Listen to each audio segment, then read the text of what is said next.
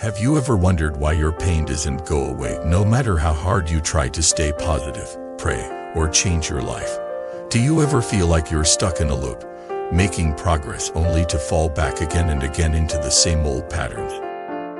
Welcome back to the channel. Today we're confronting one of the hardest truths in Buddhism. You are not suffering just because of external problems, but because you are being silently controlled by three invisible forces, and until you see them clearly, suffering will keep coming back again and again. But here's the good news: the Buddha didn't just point out the prison, he gave us the key. So let's dive into the three culprits of your suffering, three forces that grip your thoughts, drive your actions, and shape your destiny. Understanding them is the first step toward liberation. Let's start with a story. A woman named Anya had been practicing Buddhism for over a decade. She had visited temples, listened to Dharma talks, donated to charities, and even taken refuge in the Three Jewels. But despite her effort, she felt broken inside. Relationships always ended in pain. Her anger would erupt suddenly. Her anxiety haunted her sleep. You once confessed to her teacher, "Why, after all this practice, am I still suffering so much?" The teacher didn't answer with words. He pointed to a glass jar full of clear water and dropped in 3 drops of ink. Instantly, the clarity turned cloudy.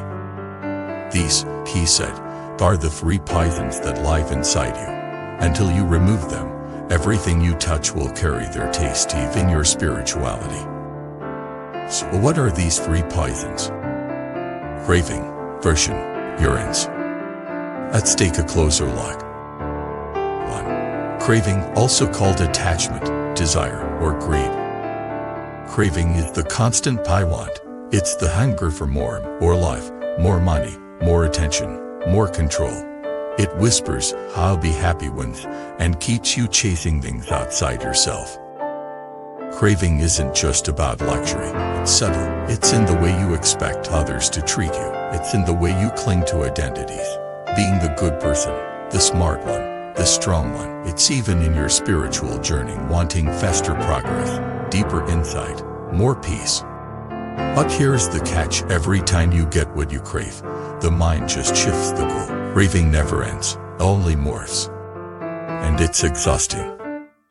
The Buddha said, desire is the root of suffering, not because pleasure is evil, but because clinging to pleasure guarantees pain. All things change, all things pass, and what you hold on to will eventually slip away. That's the truth craving doesn't want you to see. Aversion, also known as hatred, anger, or resistance. Aversion is the constant I don't want.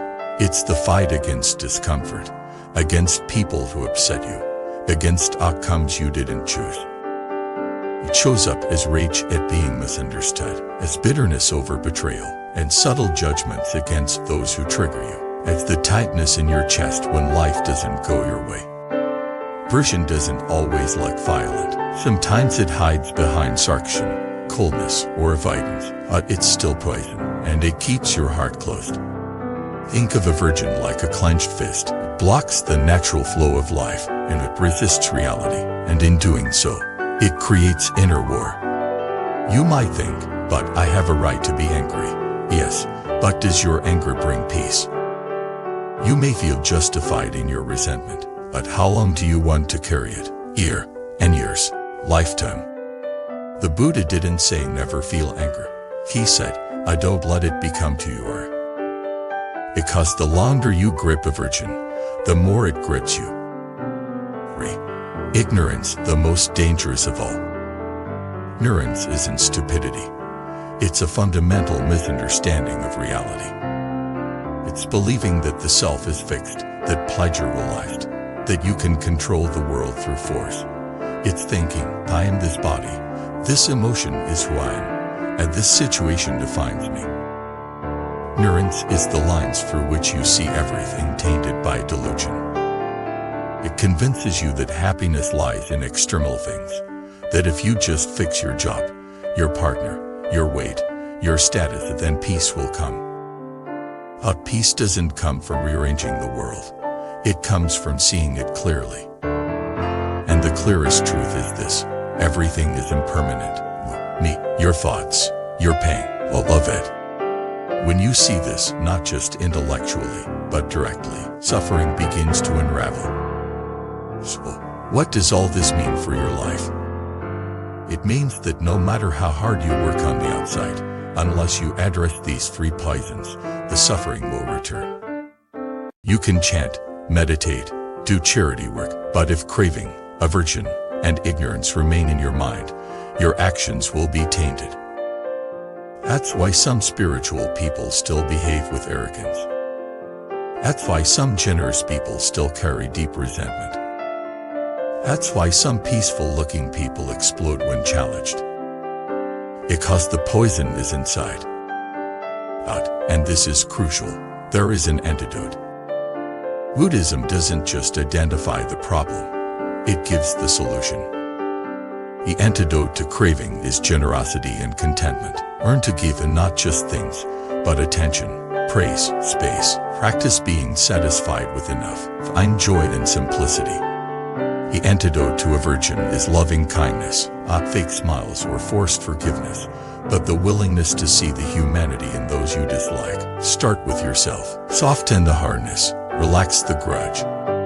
The antidote to ignorance is wisdom, and wisdom comes from looking, reflecting, meditating, not reading more books, but observing your own mind. You don't need to fight the poisons, you need to starve them. Every time you act without craving, speak without aversion, and think without ignorance, you weaken their grip. And gradually, freedom rises. Let's revisit Tanya. She began working not just on external rituals, but on her mind. She noticed her craving for validation, her aversion to conflict, or ignorance about our own patterns. He didn't fight them, she observed them. She replaced her craving with gratitude, aversion with compassion, or ignorance with reflection. And slowly, her life began to change, and not because her problems vanished, but because her relationship with them transformed. That's the power of true Dharma. So ask yourself what's controlling you? What desire, what hatred, what illusion? And are you ready to let it go? Thank you for watching this video. Share in the comments. Which of the 3 poisons have you struggled with the most? And what practice has helped you break free? Don't forget to like, subscribe, and continue walking this path with us, not toward perfection, but toward liberation. Until next time, see clearly, love deeply,